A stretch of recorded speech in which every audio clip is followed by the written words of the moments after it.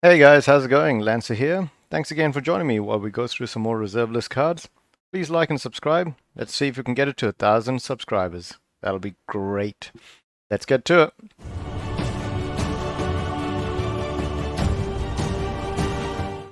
So, the first card is Ferexian Tribute, 2 colorless, 1 black for a sorcery. Sacrifice 2 creatures, destroy target artifact. So it's a sorcery card for 3 mana where you still have to sacrifice 2 creatures and then you can destroy target artifact. What makes this card so special? Other than the fact that it's a reserve list and Mirage and so on and so forth, it's actually $1.74. Is there a benefit to this that I can't see? I thought there was far better ways to do this. I understand that destroying artifacts was not really Black's thing. In fact, it most of the time avoided it, didn't it? So maybe that's what makes it special, but it just feels like you're paying such a high cost nowadays for these kinds of effects. It could be that could be the reason. Black does not have that many artifact removals. They might have some more now. I think they have an enchantment removal that costs you 3 life now. But they might not be able to get rid of artifacts very easily, which means if you're playing a mono black deck, this might be one of the best ways to do it. You guys can let me know. I actually think that might be the case why this card is even as high as it was already in the past. Next, Rainbow Ifrit. Interesting art. From Visions, 3 colorless, 1 blue for a 3/1 Ifrit with flying. It has pay 2 blue, Rainbow Ifrit phases out. While it's phased out, it's treated as though it doesn't exist. It phases in before you untap during your next untap step. So for 2 blue, you can protect it if it's being targeted by something at an instant speed. The only problem is it's 4 mana for a 3/1 already, and Ifrit is not exactly a type that's very popular. If it was like a fairy or something, I might have said it a bit differently. I don't think it's a good card. It's right now $3.43, but you guys can let me know if there's something special about this card as well. Now, I actually have this one.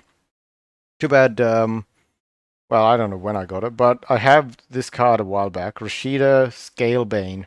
3 colorless, 2 white for a 3/4 human. Legendary creature, human soldier. Not bad. Tap. Destroy target attacking or blocking dragon. It cannot be regenerated. You gain life equal to its power. That's not bad. Um, Here's the thing, but if you're playing against a guy that's playing a dragon deck, you're going to make his life pretty miserable.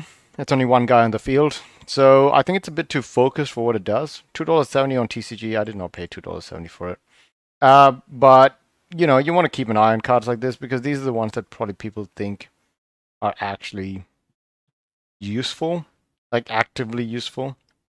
You can play it in a gimmicky deck and make it like, oh, this is a knight's deck. I know it's got a soldier in it, but it's like a princess knight themed. I don't know. Silly. Reality Twist from Ice Age. 3 blue for a enchantment. Cumulative upkeep. Pay 1 colorless and 2 blue. At the beginning of your upkeep, put an age counter on this, then sacrifice unless you pay its upkeep cost for each age counter on it. Damn, that's an expensive age counter. It, if tapped for mana, plains produce mountains, swamps produce forests, mountains produce plains, and forests produce swamps instead of any other type. Okay. What a mess. What a messy card. If you played this in a Maldrotha deck, and you brought this back every turn, because it's just 3 mana, at some point you would probably just tilt the... Like, it's better than destroying lands. I'll say that. It makes it a bit more tricky to play around. You better hope that there's non-basic lands because it looks like it specifically targets ones that say plains, swamps, mountains, and forests. There are plenty of lands that produce all of those.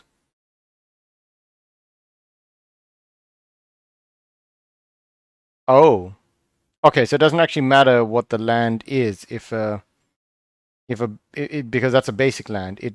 It's what it taps for. Okay, this is actually quite an annoying card. I think this would be fun to play with, but it might just annoy people enough. Plus, it might annoy you as well unless you're playing a pure blue deck. That doesn't really ramp enough to make this very useful. Anyways, you guys can let me know. $1.49 on TCG. Next card. Reflect damage. 3 colorless, 1 red, 1 white. Have I done this one before? It feels like I have. Instant. Redirect all damage to any redirect all damage dealt by any one source to that source's controller. Yeah. I feel like there's a cheaper version of this card, which is just 2 mana. And if that's the case, then this is just an extra 3 mana that you don't need. And you can't even get it out with uh I'm drawing a blank, but it's the Sunforger. You can't get it out with Sunforger because the maximum amount of mana that it needs is 4. So it can't save you with a Sunforger artifact deck, and outside of that, I can't think of any uses for a instant 5 mana red and white Boros colored deck. It's just too much. It's the reason why I brought some hate to the new command from Strixhaven. Because, red and white just doesn't produce that much mana, and it's unfortunate that an instant card is 5 mana because you can't get it out with Sunforger. That's the best thing about Sunforger. It's the coolest thing. Add all of the instants that you can. Subscribe, and I'll continue on. If you like this content. Sarah Aviary. Homelands. 3 colorless, 1 white. All creatures with flying get +1/+1. Pretty good. Pretty standard, pretty good. It's spiked like crazy. It's now almost $8. It was $1.33 on November 20th. So, crazy times we live in. But I think it's not a bad card. For what it does, it's pretty basic. It doesn't bring you any bad stuff. That's some reservist cards bring you bad stuff. Shakua, Endbringer from Mirage. It is a 5 colorless, 2 black, 5/5 flying legend. Pretty cool. Vampire, also good. Shakua Endbringer cannot attack if there's another creature on the battlefield. At the beginning of your upkeep, you lose 3 life. Tap, exile target creature and put a +1/+1 counter on Shayuku. Sorry, I'm saying that completely wrong, but I think this is an okay card because vampire decks normally have lifelink or life gain in some ways, which means that you're not really worried about the 3 life consistently. And exiling a creature, this is a really good card in a vampire deck. The only problem is the cost. But it's a high end. Maybe you don't have many of these kinds of cards. You just put this one in and it just would annoy everyone. $2.55 on TCG, and exiling a target creature with a tap effect is very powerful. This will be destroyed as fast as you can. No doubt about that. Next card. Silver Wyvern?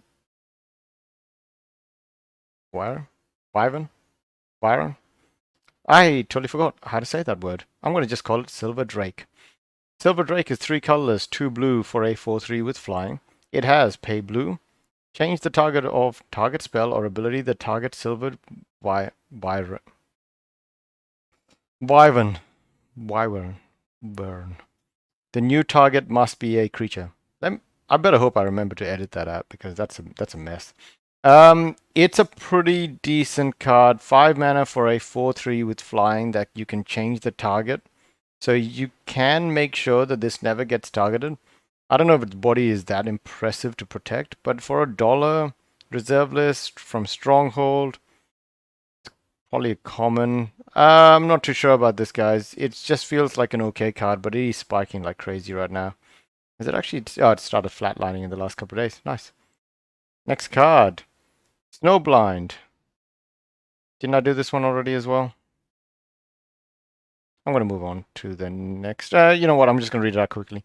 Snowblind, 3 colorless, 1 forest, enchant aura, enchant creature. Enchant creature gets -X/-Y if that creature is attacking. X is the number of snowlands defending player controls. Otherwise, X is the number of snowlands its controller controls. Y is equal to X or to enchanted creature's toughness -1, whichever is smaller. Your best hope is that you just destroy the creature because any other math is just going to make this super annoying to keep track of. But it seems like an expensive way to remove a creature. Next, boring. Soldevi Digger from Alliance, 2 colorless for an artifact. Pay 2, put the top card of your graveyard on the bottom of your library. This might be not a bad card for that red-black goblin that lets you play cards from the bottom of your library. I know that Command Zone they made a deck that was actually really cool and played really well. And this feels like a good addition in that kind of a deck. It's already $4.79, so maybe he had it in that deck. I don't remember. But $3 on TCG. Pretty interesting. And thanks again for watching, guys. Please like and subscribe. I want to see if we can get to 1,000 subs. That'll be amazing. It really, really will be. I'm gonna see if I can play with the big boys. Anyways, thanks again for watching and have a good one.